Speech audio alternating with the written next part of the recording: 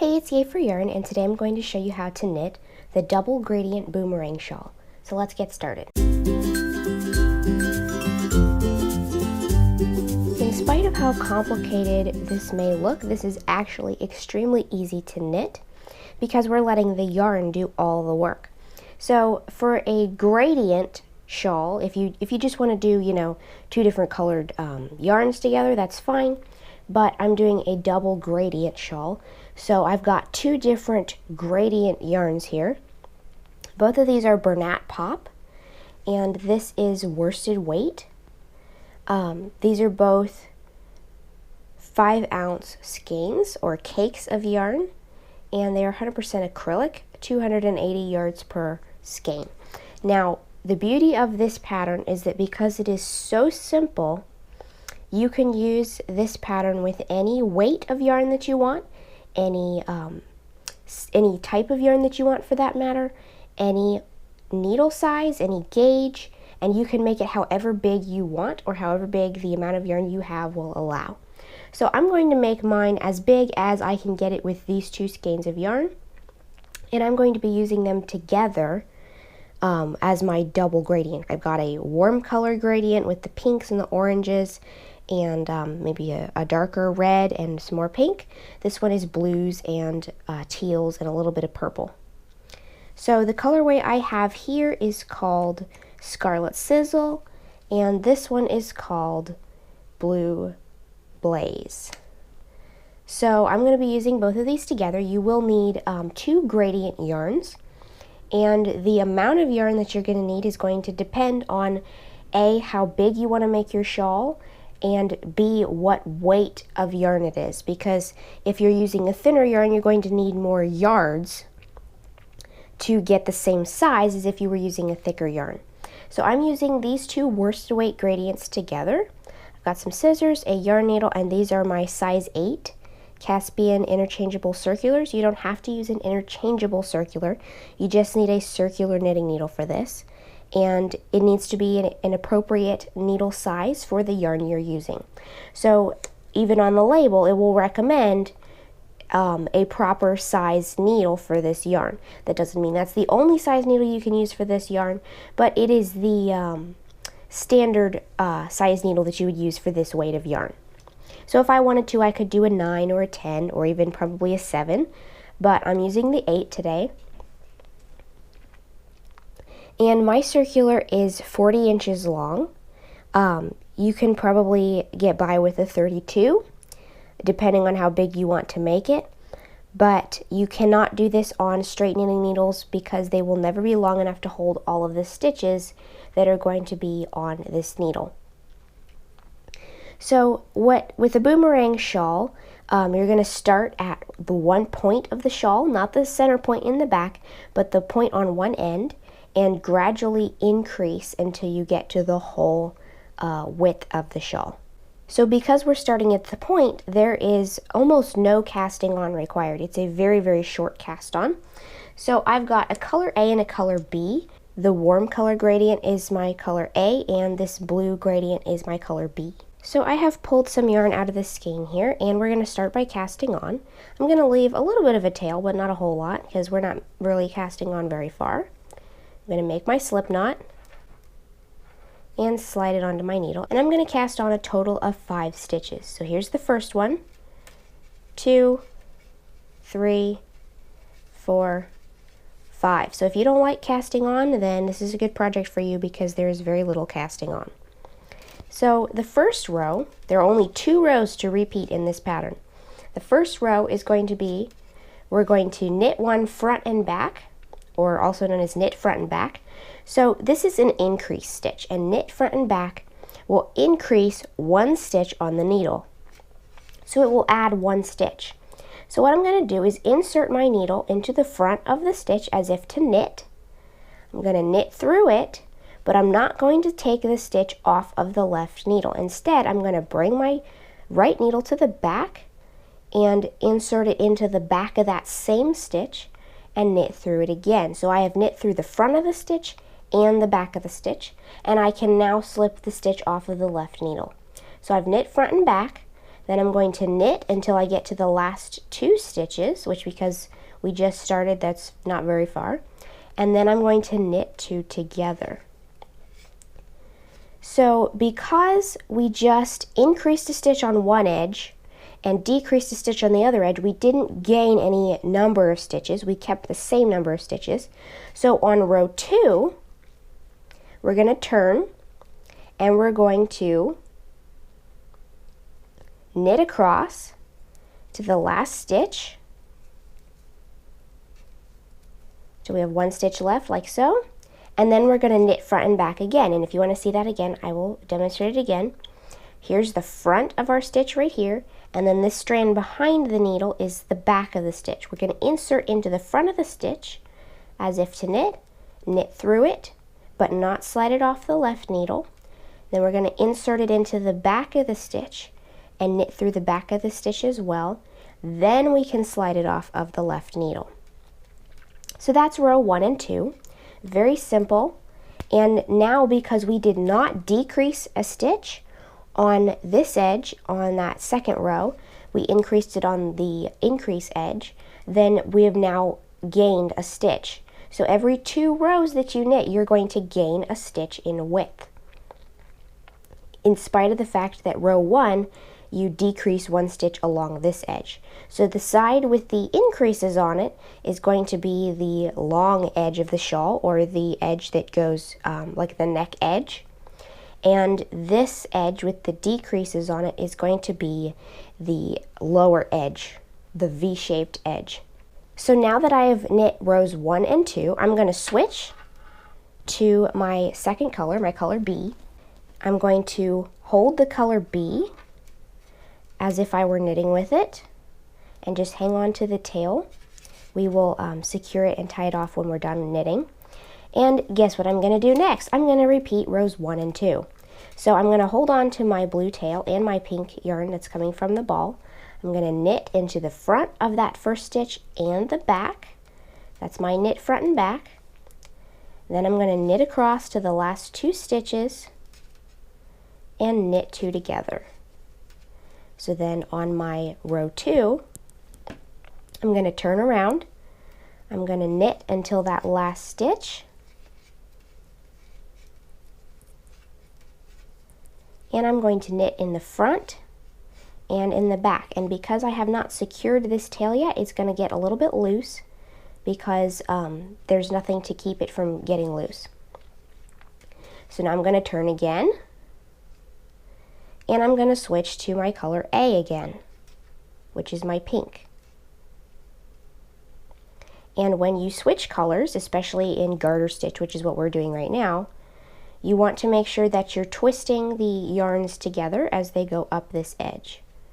So you want to make sure that the tail is in front, then the pink comes up behind it to knit with it, but it's still going in front of the blue yarn. It's not super critical, but it is important that you do kind of want to be twisting your yarns up the side as you carry them along the side. So now with my pink yarn, my color A, again, I'm going to knit front and back. This is my row 1.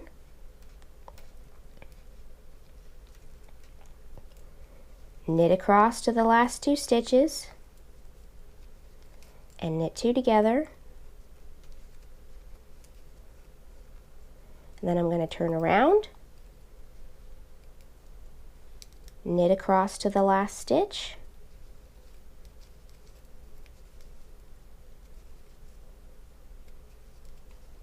and knit into the front and the back. So there is my row 2. I've repeated rows 1 and 2 with my color A again. And at the moment, the long circular needle might seem unnecessary, but the wider this gets, the more stitches you're going to have on the needle. So if I want to twist my yarns up the side, sometimes you might need to rotate the knitting or switch the balls of yarn. But you want the next yarn that you're bringing up to go over the yarn that you just worked with. So here's the yarn I just worked with. I want that blue yarn to lay over top of it. And now we're going to repeat rows 1 and 2 again, as usual. Knit into the front and the back of the stitch, and knit across to the last 2 stitches and knit 2 together. And then we're going to turn the work and knit across to the last stitch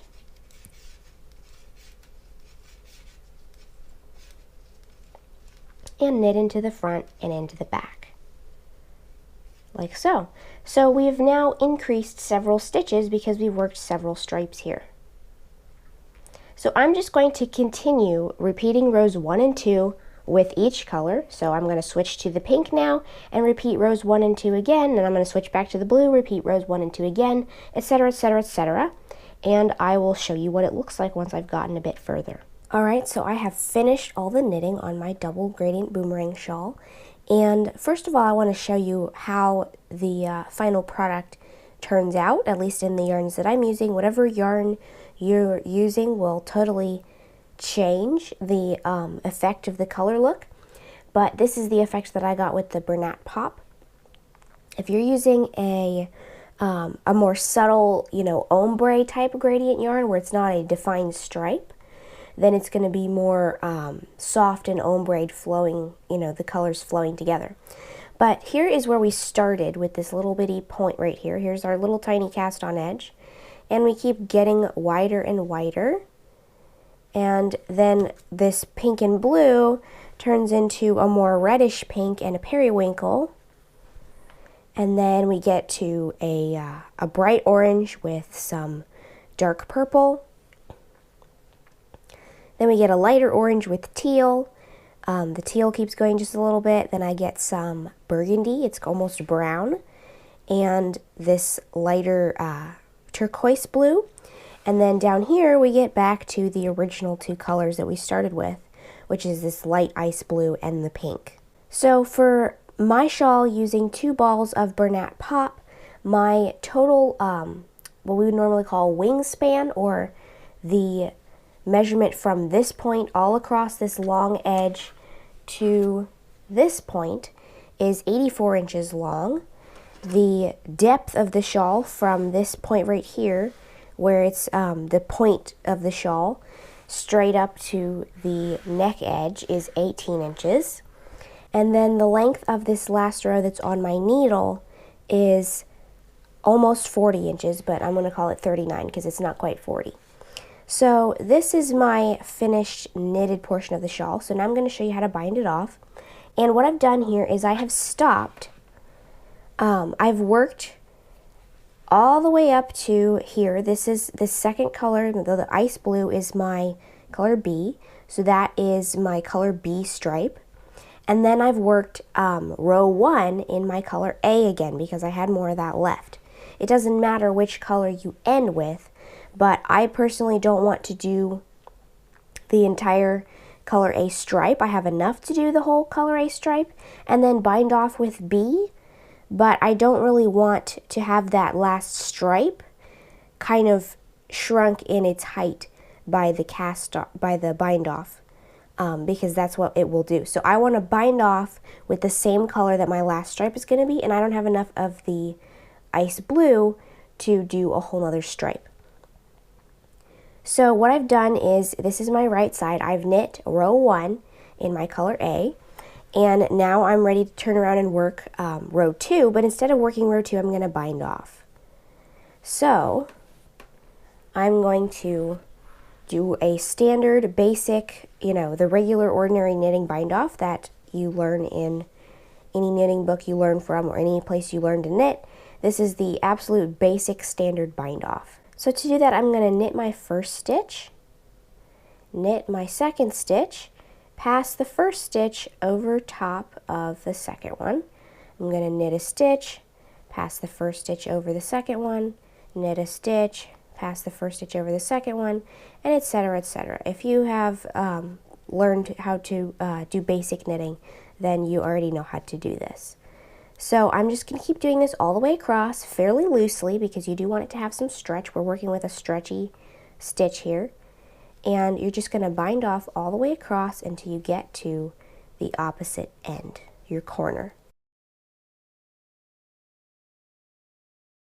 Alright, so what we're going to do here, now that we're down to the point, is I've got 2 stitches left, so I'm going to bind off one of them. But this very last stitch, normally if we were just knitting row 2, then we would knit into the front and back of this stitch. If we don't, it's going to pull that stitch a little funny when we bind it off normally. So what we're going to do is we're going to knit into the front of it, leave it on the needle, bind off that stitch, and then while that stitch is still on the needle, we're going to knit into the back, like so, and bind it off. You don't have to do that, but it will give you a cleaner point. So now all we have left to do is cut the yarn and weave in the ends.